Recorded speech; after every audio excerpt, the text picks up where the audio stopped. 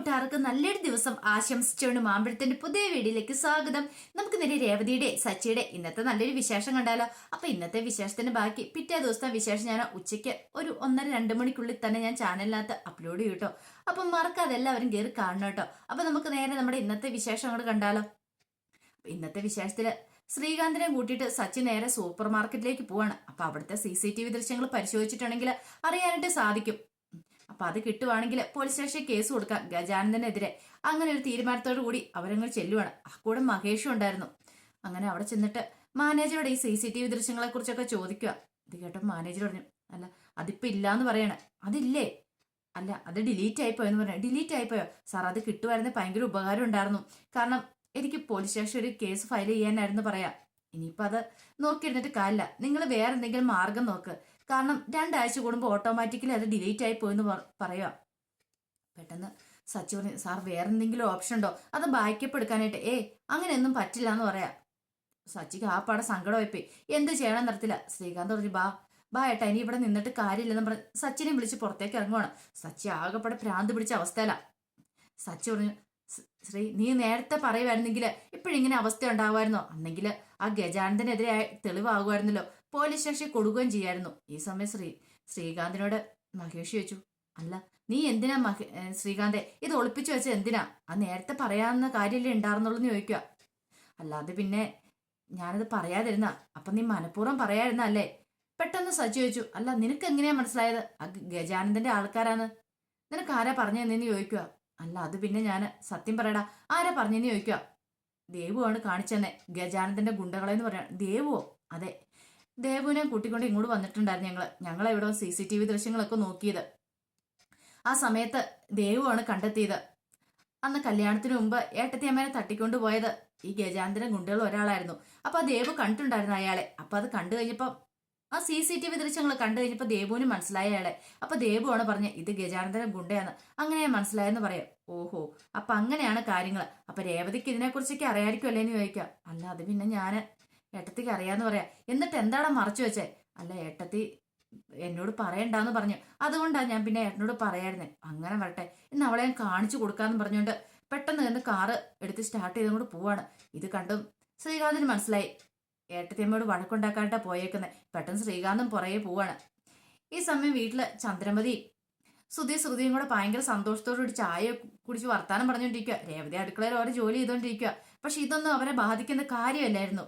കൃത്യസമയത്ത് ഫുഡ് കഴിക്കുക, പിന്നെ പോയി കിടന്നുറങ്ങുക, അങ്ങനെയുള്ള രീതികളൊക്കെ ആയിരുന്നു അവർക്കുണ്ടായിരുന്നത്. അപ്പോഴാണ് അങ്ങോട്ട് സച്ചിയുടെ വരവ്. സച്ചി വന്ന് രേവതി ഒന്ന് അലറി വിളിക്കുക. ഇത് കേട്ടാൻ ചന്ദ്രമതി ചോദിച്ചു, നീ എന്തിനാണ് കിടന്ന് അലറുന്നേ? ഇതന്നെ ഞാൻ കൂടെ എല്ലാം ചെവി കേൾക്കാന്ന് പറയണം. നിങ്ങളോട് ഞാൻ കൂടുതലൊന്നും പറഞ്ഞില്ല, വെറുതെ എന്റെ ഇടയ്ക്ക് കയറാൻ വരില്ല കേട്ടോ എന്ന് പറയണം. ഒന്നും മനസ്സിലായില്ല ചന്ദ്രമതിക്ക്, എന്തോ കാര്യമുണ്ടെന്ന് മനസ്സിലായി. ഈ സമയം ശ്രീകാന്ത് അങ്ങോട്ട് കയറി വരുന്നേ. ശ്രീകാന്തിനോട് ചോദിച്ചു, എന്താടാ എന്ത് പറ്റി നിന്റെ ഏട്ടനെന്ന് ചോദിക്കുക. അമ്മേ ഒന്നും പറയാനായിട്ട് ഇപ്പൊ നിൽക്കണ്ട, അല്ലേ തന്നെ ഏട്ടനെ ആകെപ്പാടെ ഭ്രാന്ത് പിടിച്ച് നിൽക്കുവാന്ന് പറയാം. ചന്ദ്രമതിക്ക് മനസ്സിലായി എന്തോ കാര്യമായിട്ട് പ്രശ്നമുണ്ടെന്ന്. രേവതി എന്ന് പറഞ്ഞുകൊണ്ട് സച്ചി നേരെ അടുക്കളയിലേക്ക് എല്ലുവാണ്. അപ്പൊ രേവതി അവിടെ ജോലി ചെയ്തുകൊണ്ടിരിക്കുവായിരുന്നു. അവിടെ ഇരുന്നൊരു ഗ്ലാസ് എടുത്ത് തറയിലേക്ക് ഇട്ടു. പെട്ടെന്ന് രേവതി ഞെട്ടിത്തിരിഞ്ഞു നോക്കി. അപ്പൊ നിനക്ക് ചെവി കേൾക്കല്ലേന്ന് ചോദിക്കുക. എന്താ പറ്റിയെന്ന് ചോദിച്ചു രേവതി ഓടി വന്ന് സച്ചിനെ നേരെ നോക്കുകയാണ്. സച്ചിയുടെ മുഖത്ത് നോക്കിയപ്പോ സച്ചിയുടെ നെറ്റിയിലൊരു കെട്ടൊക്കെ ഉണ്ടായിരുന്നു. എന്തോ കാര്യമായിട്ട് സംഭവിച്ചിട്ടുണ്ട്. ഇതെന്താ പറ്റി? നെറ്റിക്കൊരു കെട്ട്, എന്താ സംഭവിച്ചെന്ന് ചോദിക്കാം. നീ എന്റെ നെറ്റിയിലെ കെട്ട് നോക്കാനായിട്ട് വരുവല്ലേ? അതൊന്നും അല്ല ഇപ്പൊ പ്രധാനം. എന്താ നീ എന്നെ ചതിക്കുമായിരുന്നല്ലേന്ന് ചോദിക്കുക. ചതിക്കുവോ? ഞാനോ? ഞാൻ എന്തിനാ നിങ്ങളെ ചതിക്കുന്നേ? ചതിക്കുന്നത് എന്തിനാന്നോ? ഞാൻ കൂടുതലേ വിസ്തീരിക്കണോന്ന് ചോദിക്കുക. എന്താ പറയണേ? എനിക്കൊന്നും നോക്കണം മനസ്സിലാവുന്നില്ലെന്ന് പറയാം. നിനക്കൊന്നും മനസ്സിലാവുന്നില്ലല്ലേ എന്നും പറഞ്ഞ് അവിടെ ഇരുന്ന് ഒരു പാത്രം കൂടെ എടുത്ത് എറിയുക. നിന്നെ ഞാൻ മനസ്സിലാക്കി തരാന്ന് പറയാം. അല്ല ആ ഗജാനന്ദനാണ് എന്നോട് ആ ചതി ചെയ്തെന്നുള്ള കാര്യം നിനക്കറിയായിരുന്നു, എന്നിട്ട് നീ എന്തിനാ എന്നോടൊന്ന് മറച്ചു വെച്ചെന്ന് ചോദിക്കുക. പെട്ടെന്ന് രേവതി ഒരു ഞെട്ടി. രേവതി അത് ഞാൻ പിന്നെ നീ കൂടുതൽ കള്ളത്തരം ഒന്നും പറയാനായിട്ട് ബുദ്ധിമുട്ടണ്ട. എനിക്ക് മനസ്സിലായി നീയും കൂടെ ചേർന്നിട്ട് എന്നെ ചതിച്ചല്ലേ.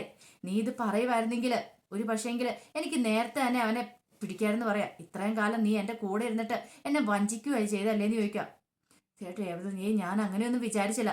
കൂടുതൽ നീ പറയൊന്നും വേണ്ട, ഞാൻ നിന്നെ വിശ്വസിച്ചു, അതിനുള്ള കൂലി നീ എനിക്ക് തന്നെന്ന് പറയാണ്.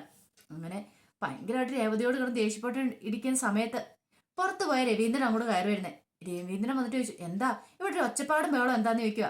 ചന്ദ്രമതി പെട്ടെന്ന് എഴുന്നേറ്റ് എന്നിട്ട് പറഞ്ഞു, ഒച്ചപ്പാടും ബഹളം നിങ്ങളുടെ മകനല്ലേ ആള്, അവന് പ്രത്യേകിച്ച് കാരണമൊന്നും വേണ്ടല്ലോ, എപ്പം നോക്കിയാലും വഴക്കല്ലേ ഉള്ളൂ.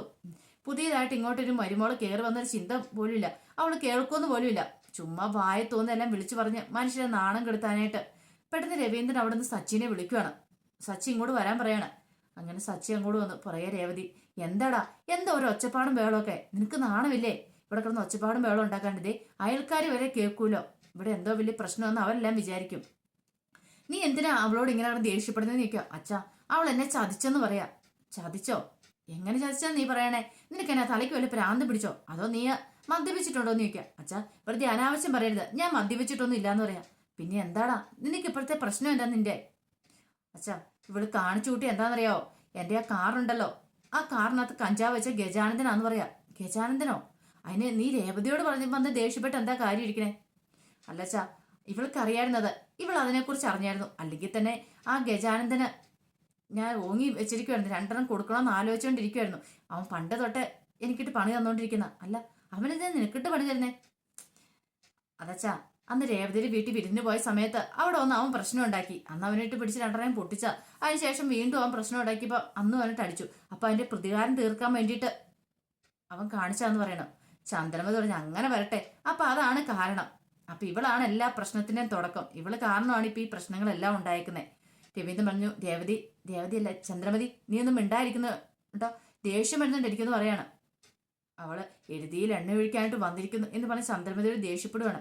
ഈ സമയം ശ്രുതി ചോദിച്ചു, അല്ലമ്മേ, ഇതെന്ത് പറ്റി ഇങ്ങനെ? ഇവരെപ്പോഴും ഇങ്ങനെയൊക്കെ തന്നെയാണെന്ന് ചോദിക്കുക. എന്ത് പറയാനാ മോളെ, എപ്പോഴും ഇങ്ങനെയൊക്കെ തന്നെയാ. അല്ല, ഇന്നലെയൊക്കെ ഭയങ്കര സ്നേഹത്തോടെ ആയിരുന്നല്ലോ രേവതിയോട് സംസാരിച്ചേണ്ടത്, അതൊക്കെ അങ്ങനെയൊക്കെ തന്നെയാ. അവന്റെ സ്വഭാവം എപ്പോഴാ മാറുന്നെന്ന് പറയാൻ പോലും പറ്റില്ല മോളെ എന്ന് പറയാ. ഈ സമയത്ത് സച്ചി പറഞ്ഞു, ഇവളുണ്ടല്ലോ, ഇവള് കാരണം എനിക്ക് എന്തൊക്കെ നഷ്ടങ്ങളോ ഉണ്ടായെന്നറിയാവോ? എൻ്റെ കാറ് പോയി, അറിയാവോ? ആ കാറ് പോയ സമയത്ത് അത് അറിയുമായിരുന്നെങ്കിൽ, എനിക്ക് എന്തെങ്കിലും തെളിവ് കിട്ടുമായിരുന്നെങ്കിൽ എനിക്ക് പോലീസ് സ്റ്റേഷനിൽ കംപ്ലൈന്റ് കൊടുക്കാൻ മേലായിരുന്നോ? ഈ സമയം ശ്രീകാന്ത് വന്നിട്ട് പറഞ്ഞു, അതെ ഏട്ടനൊരു കാര്യം വിചാരിക്കണം, ഏട്ടത്തി കാരണമല്ല ഏട്ടൻ്റെ കാറ്, കാരണം ഏട്ടനെ അവർ വെറുതെ വിടുകയും ചെയ്താന്. പക്ഷേങ്കിൽ ആ പോലീസുകാരനെ പിടിച്ച് തല്ലിയില്ലേ, അതുകൊണ്ടല്ലേ എന്ന് ചോദിക്കണം. ദേ, നീ അവൾക്ക് വക്കാലത്തുമായിട്ട് വരല് കേട്ടോ ശ്രീ, ഒരു കാര്യം ഞാൻ പറഞ്ഞേക്കാം. ഇതിപ്പോ ഇവള് കാരണം തന്നെ ഈ പ്രശ്നങ്ങളെല്ലാം ഉണ്ടായേക്കുന്നേ, എന്നിട്ടോ ഇവള് ന്യായീകരിക്കാൻ ശ്രമിക്കുന്നു. പെട്ടെന്ന് രേവതിക്ക് ദേഷ്യം വന്നു. രേവതി പറഞ്ഞു, അതെ, ഞാൻ അന്ന് പറയായിരുന്ന മറ്റൊരു ഒന്നും കൊണ്ടല്ല, കാരണം ഒരു പക്ഷേങ്കിൽ അത് പറഞ്ഞിട്ടുണ്ടെങ്കിൽ നിങ്ങൾ അയാളുമായിട്ട് വഴക്കുണ്ടാക്കാൻ പോകും. അങ്ങനെ എന്തെങ്കിലും സംഭവിച്ചു പോയിട്ടുണ്ടെങ്കിൽ പിന്നെ ആർക്കെന്താ പോകുന്നത്? കാറൊക്കെ പിന്നെ ആണെങ്കിലും വാങ്ങിക്കാം, പക്ഷെ ഒരു ജീവൻ പോയിട്ടുണ്ടെങ്കിൽ പിന്നെ തിരിച്ചെടുക്കാൻ പറ്റുമോ? അതുകൊണ്ടാണ് ഞാൻ പറയായിരുന്നു എന്ന് പറയണം. പിന്നെ അവൾ ന്യായം പറഞ്ഞുകൊണ്ട് വന്നിരിക്കുന്നു.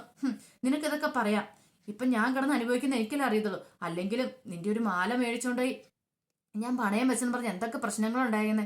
എന്നിട്ട് ആ തിരിച്ചെടുത്ത് തരാൻ വേണ്ടിയിട്ട് ഞാൻ വീണ്ടും പലിശക്കാരുടെ നിന്ന് പൈസ മേടിച്ചു. ഇപ്പൊ അതും കെട്ടണം, അല്ല CC അടിക്കണം, വാടകയ്ക്ക് ഒരു വണ്ടി എടുത്ത് ഓടുന്നു, അതിന്റെ പൈസ അടയ്ക്കണം. ഇതൊക്കെ നിനക്ക് വല്ല അറിയണോ? നീ ഈ കാര്യങ്ങളൊക്കെ പറയുമായിരുന്നെങ്കിൽ ഞാൻ എന്നെ രക്ഷപ്പെട്ടു പോയെന്ന് പറയാം.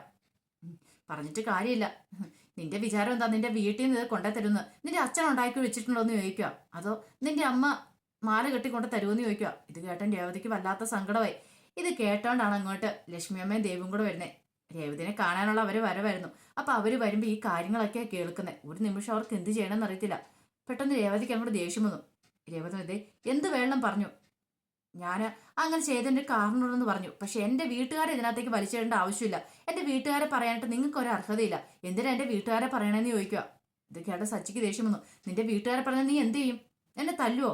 ഒന്ന് കാണട്ടെ എന്ന് പറഞ്ഞിട്ട് തല്ലാൻ അങ്ങോട്ട് കൈ ഓങ്ങിക്കൊണ്ട് വരുവാണ്. രവീന്ദ്രൻ പറഞ്ഞ് സച്ചിന്ന് വിളിക്കുക. ഈ സമയത്ത് ലക്ഷ്മിയമ്മ ഓടി അങ്ങോട്ട് വന്നിട്ട് അകത്തേക്ക് കയറുക. ആ സമയത്ത് ഒരിക്കലും പ്രതീക്ഷയില്ല ലക്ഷ്മിയമ്മ അങ്ങോട്ട് വരുമെന്ന്. രേവതിയോ സച്ചി ആരും പ്രതീക്ഷിച്ച കാര്യമല്ല. പെട്ടെന്ന് രവീന്ദ്രൻ ചോദിച്ചു, ലക്ഷ്മി നീ, ഞാൻ ഇപ്പൊ അങ്ങ് വരുന്ന വഴിയാ, അപ്പോഴാണ് ഇവിടെ ഒച്ചപ്പാടും വേളം കേൾക്കുന്നതെന്ന് പറയാ. എന്താ സച്ചി, എന്താ ഇങ്ങനെയൊക്കെ, എന്താ ഇവിടെ പ്രശ്നമുള്ളതെന്ന് ചോദിക്കുക. നീ രവൻ തമ്മിൽ എന്താ പ്രശ്നം എന്ന് ചോദിക്കുക. ചന്ദ്രമതി പറഞ്ഞു, പ്രശ്നം നിങ്ങളുടെ മോള് തന്നെയാ. അവൾ ഈ വീട്ടിൽ വലതുകാലം വെച്ച് കയറിയോ അന്ന് തൊട്ട് ഈ വീട്ടിൽ പ്രശ്നം തുടങ്ങിയതാന്ന് പറയാം. അതിപ്പോഴും തീർന്നിട്ടില്ലെന്ന് പറയാം. എന്താ ചന്ദ്രമതി ഇങ്ങനെയൊക്കെ സംസാരിക്കണമെന്ന് ചോദിക്കുക. പിന്നെ എങ്ങനെ സംസാരിക്കണം, ഇപ്പൊ നിങ്ങൾ തന്നെ കണ്ട കാര്യങ്ങളല്ലേ ഇതൊക്കെ, ഇനിയിപ്പൊ ഞാൻ പ്രത്യേകിച്ച് വിസ്തരിച്ച് തരേണ്ട ആവശ്യമൊന്നുമില്ലല്ലോ. ലക്ഷ്മിയമ്മയ്ക്ക് ഭയങ്കര സങ്കടമായിപ്പോയി. സച്ചിയോട് പറഞ്ഞു, എന്താ മോനെ ഇങ്ങനെയൊക്കെ, എന്താ കാര്യം എന്താ? പിന്നീട് ഗജാനന്ദന്റെ കാര്യം പറയണോ. ഇത് കേട്ടൻ വല്ലാത്ത സങ്കടമായിപ്പോയി ലക്ഷ്മിയമ്മയ്ക്ക്. ലക്ഷ്മിയമ്മ പറഞ്ഞു, ഈ കാര്യങ്ങളൊക്കെ എനിക്കറിയായിരുന്നു എന്ന് പറയും. ഓ, അപ്പൊ എല്ലാം അറിഞ്ഞോട്ട് എല്ലാരും കൂടെ കൂടിയിട്ടുള്ള ചതിയായിരുന്നല്ലേ? പിന്നീട് ദേവുവിന്റെ അടുത്തേക്ക് എല്ലുവാണ് സച്ചി. എന്നാലും നീ ഇങ്ങനെയൊരു ചതിയെന്ന് ഞാൻ പ്രതീക്ഷിച്ചില്ല ദേവു. നിനക്കെങ്കിലും എന്നോട് ഈ സത്യങ്ങളൊക്കെ തുറന്നു പറയായിരുന്നു. അല്ല അത് പിന്നെ സച്ചേട്ടൻ പോയി വഴക്കുണ്ടാക്കുമെന്ന് വിചാരിച്ച. എന്ത് വഴക്ക്? അവരിട്ട് പിടിച്ച് നാളെണ്ണം പൊട്ടിക്കണ്ടായിരുന്നോ? അന്ന് പൊട്ടിക്കാൻ പറ്റിയില്ലെങ്കിൽ ഇന്ന് ഞാൻ പൊട്ടിച്ചിട്ടുണ്ട്. പക്ഷെ അതുകൊണ്ടായോ ആ CCTV ദൃശ്യങ്ങള് അതെല്ലാം നശിച്ചു പോയില്ലേന്ന് ചോദിക്കുക. പെട്ടെന്ന് രേവതി ചോദിച്ചു, അത് നശിച്ചു പോയോ? പിന്നെ അല്ലാതെ അവിടെ വെച്ചോണ്ടിരിക്കും ആരാണ്ട്. ഇത് കേട്ടപ്പോ സുധി പെട്ടെന്ന്, ദൈവമേ, ആ CCTV ദൃശ്യങ്ങൾ ഉണ്ടായിരുന്ന നിനക്ക് ഗുണകരമായിരുന്നല്ലോ സച്ചി. നിനക്ക് അങ്ങനെയെങ്കിലും കൊണ്ട് പരാതി കൊടുക്കാറുന്നല്ലോ എന്ന് പറയാം. അതെല്ലാം ഞാൻ ഇവളോട് വഴക്കുണ്ടാക്കിക്കൊണ്ടിരിക്കണേ. ഇവൾ അന്ന് അത് പറയുമായിരുന്നെങ്കിൽ ആ ദൃശ്യങ്ങൾ കിട്ടിയണം. എങ്കില് ഇപ്പൊ ഗജാനത്തിനെ അകത്താക്കാരെന്ന് പറയാം. സച്ചി പറഞ്ഞു, ഇവളോടൊന്നും പറഞ്ഞിട്ട് കാര്യമില്ല. എന്റെ തലവര എന്നെ പറഞ്ഞിട്ട് കാര്യമുള്ളെന്ന് പറഞ്ഞ് ദേഷ്യപ്പെട്ട് അങ്ങോട്ട് ഇറങ്ങി പോവാ. ഈ സമയം ലക്ഷ്മിക്ക് വല്ലാത്ത സങ്കടമായിപ്പോയി. ചന്ദ്രമതി സുധീനെ വിളിച്ചിട്ട് പറഞ്ഞു, ബാ നിങ്ങൾ ഇങ്ങോട്ട് വരാൻ പറഞ്ഞ് കൂട്ടിക്കൊണ്ട് പോവാണ്. ഈ സമയം ശ്രുതി ചോദിച്ചു, അല്ല എപ്പോഴും ഇങ്ങനെയൊക്കെ തന്നെയാണ് സച്ചിന്ന് ചോദിക്കുകയാണ്. അല്ല മോള് കണ്ടതല്ലേ, ഇടയ്ക്ക് എപ്പോഴും ഇങ്ങനെയൊക്കെ തന്നെയാ. അവന്റെ സ്വഭാവത്തിന് എപ്പോഴാ മാറ്റം വരുന്നതെന്നൊന്നും പറയാൻ പറ്റത്തില്ല. മോള് ഇതൊന്നും കാര്യമാക്കണ്ട കേട്ടോ, മോള് പോയി റെസ്റ്റ് എടുത്തോ മുറിയില്. അങ്ങനെ പറഞ്ഞിട്ട് സുധീനെ അങ്ങോട്ട് കയറ്റി വിടുവാണ്. ഈ സമയം ലക്ഷ്മിയമ്മ ഭയങ്കര സങ്കടത്തിലാ. രവീന്ദ്രൻ പറഞ്ഞു, അതെ ലക്ഷ്മിയമ്മ, നീ സങ്കടപ്പെടണ്ട കേട്ടോ. കാരണം രേവതിയമ്മക്ക് ഒരു കുഴപ്പമില്ല. ഈ സച്ചിയുടെ ദേഷ്യം ഉണ്ടല്ലോ, കുറച്ച് കഴിയുമ്പോൾ തന്നെ അതങ്ങോട്ട് മാറിക്കോളും. അവൻ പിന്നെ വന്ന് രേവതിയായിട്ട് കൂട്ടായിക്കോളും. ഇതിന്റെ പേരിൽ ലക്ഷ്മിക്ക് ഒരു സങ്കടവും വേണ്ടെന്ന് പറയാം. രേവതി, നീ പോയി അമ്മയ്ക്ക് ചായ എടുത്തോണ്ട് വരാൻ പറയണം. അങ്ങനെ രേവതി അകത്തേക്ക് അങ്ങോട്ട് പോവാണ്, കണ്ണൊക്കെ തുടച്ചോണ്ട്. ഈ സമയം ലക്ഷ്മി പറഞ്ഞു, ഇങ്ങനെയൊന്നും ആയിരുന്നല്ലോ സച്ചിക്ക് ഭയങ്കര സ്നേഹമായിരുന്നല്ലോ, പിന്നെ ഇപ്പൊ എന്ത് പറ്റിയെന്ന് ചോദിക്കുകയാണ്. അതറിയത്തില്ല. കാരണം ഗജാനന്ദനെ കുറിച്ചുള്ള കാര്യം, ഒന്നാമത്തെ കാര്യം അവന് സമനില തെറ്റുപോലെ നടക്കുന്നേ. എല്ലാത്തിനും പൈസ ഉണ്ടാക്കണ്ടേ. അതൊക്കെ ഓർത്ത് ടെൻഷൻ അടിച്ചിരിക്കുമ്പോഴാണ് ഈ കാര്യം കൂടെ അറിയുന്നത്. അതൊന്നും കുഴപ്പമില്ല. അവന്റെ മനസ്സിലെ സങ്കടവും ദേഷ്യവും കൂടെ മാറി കഴിയുമ്പോൾ എല്ലാം ഓക്കെ ആയിക്കോളും. ഇനി അതിനെക്കുറിച്ച് ഓർത്ത് ടെൻഷൻ വേണ്ടാന്ന് പറയാം. ഈ സമയം അകത്തേക്ക് പോയ ശ്രുതിക്ക് വല്ലാത്ത ടെൻഷൻ. ശ്രുതി എന്ന് ശ്രുതിയുടെ അടുത്ത് ചോദിച്ചിട്ട്, അല്ല ഇപ്പൊ തന്നെ കണ്ടു സച്ചി ഇങ്ങനെയൊക്കെ ദേഷ്യപ്പെടുന്ന കണ്ടു, ഇതുപോലെയൊക്കെ തന്നെയാണോ ശ്രുതി പെരുമാറുന്നതെന്ന് ചോദിക്കുക. ശ്രുതി എന്റെ അടുത്ത് ഇങ്ങനെ പെരുമാറുമെന്ന് ചോദിക്കുക. ഏയ്, നിന്റെ അടുത്ത് ഞാൻ എങ്ങനെയൊക്കെ പെരുമാറുമോ മോളൂ? അവന് വിദ്യാഭ്യാസം ഇല്ല, ചുമ്മാ ഒരുമാതിരി പരിപാടിയിൽ അവൻ കാണിക്കുന്നത്. ഞാൻ മോളിനോട് അങ്ങനെയൊന്നും കാണിക്കത്തില്ല കേട്ടോ. അല്ലെങ്കിലും എന്റെ മോളും എന്നെ ഒന്നും ഒളിച്ചു വെക്കത്തില്ലെന്ന് എനിക്കറിയാവുന്ന കാര്യമല്ലേ, പിന്നെന്താ കുഴപ്പം എന്നും പറഞ്ഞ് ശ്രുതിയെ നെഞ്ചോട് ചേർത്ത് പിടിക്കുകയാണ്. ശ്രുതിക്ക് സന്തോഷമായി. ശ്രുതി തന്നോട് ഇങ്ങനെയും ചെയ്യത്തില്ല എന്നൊരു സമാധാനം. ഈ സമയത്ത് ദേവുവിന്റെ അടുത്തേക്ക് ശ്രീകാന്ത് വരുവാണ്. ശ്രീകാന്ത് വന്നിട്ട് പറഞ്ഞു, ദേവുവിന് വിഷമായി അല്ലേന്ന് ചോദിക്കുക. സങ്കടമായി. കാരണം എനിക്ക് ചേച്ചിയുടെ കാര്യം ഓർത്തിട്ട്, പാവം ചേച്ചി. കാരണം സച്ചിയുടെ ഒരു ആപത്തും വരില്ലെന്ന് കരുതിയിട്ടാണ് അങ്ങനെയൊക്കെ പറഞ്ഞത്. പക്ഷേ എങ്കിൽ ഇപ്പോഴാണ്ട് കിടക്കുന്നു ഇങ്ങനൊരു അവസ്ഥ. അതൊന്നും സാരമില്ലെന്നേ, അതൊക്കെ പതുക്കെ മാറിക്കോളൂ എന്ന് പറയണേ. ഇങ്ങനെ അവർ സംസാരിച്ചുകൊണ്ടിരിക്കുന്ന സമയത്ത് ചന്ദ്രമതി അങ്ങോട്ട് വരുന്നേ. അല്ല നീ ഇവിടെ എന്തെടുക്കുക ശ്രീന്ന് ചോദിക്കുകയാണ്. അല്ലമ്മേ ഞാൻ ദേ എപ്പോൾ നോക്കിയാലും ഇവളുമായിട്ട് വർത്താനം പറയാനുള്ള സമയമുള്ളൂ, കയറി പോടാന്നുള്ളത് അപ്പുറത്തേക്ക്. പിന്നീട് ദേവുവിനെ ഇങ്ങനെ രൂക്ഷമായിട്ടൊന്ന് നോക്കുവാണ്. ദേവു ഒന്നും മിണ്ടിയില്ല. പിന്നെ ദേവു അടുക്കളയിലേക്ക് ചെല്ലുമ്പോൾ രേവതി അവിടെ നിൽക്കുന്നുണ്ടായിരുന്നു. ദേവു ഒന്ന് പോട്ട ചേച്ചിന്ന് പറയുമല്ല, രേവതി നേരെ ദേവുവിനെ കെട്ടിപ്പിടിച്ച് പൊട്ടിക്കരയുവാണ്. ദേവുവിന് മനസ്സിലായി ചേച്ചിയുടെ ഉള്ളിലെ സങ്കടം എത്ര മാത്രമാണെന്നുള്ളത്. അപ്പൊ അതിന്റെ വിശേഷങ്ങളൊക്കെയാണ് നമ്മൾ കണ്ടത്. ഇതിന്റെ ബാക്കി വിശേഷങ്ങളുമായിട്ട് ഉച്ചയ്ക്ക് വരാട്ടോ. അപ്പൊ ഇനി അവർ തമ്മിലുള്ള പ്രശ്നമൊക്കെ കോംപ്രമൈസ് ആയെന്ന് നമുക്ക് അറിയണ്ടേ. അപ്പൊ ആ വിശേഷങ്ങൾക്കായി നമുക്ക് എല്ലാവർക്കും കാത്തിരിക്കാം കേട്ടോ. ഒരിക്കൽ കൂടി എല്ലാവർക്കും നല്ലൊരു ദിവസം ആശംസിച്ചു നിർത്തുന്നു. നന്ദി.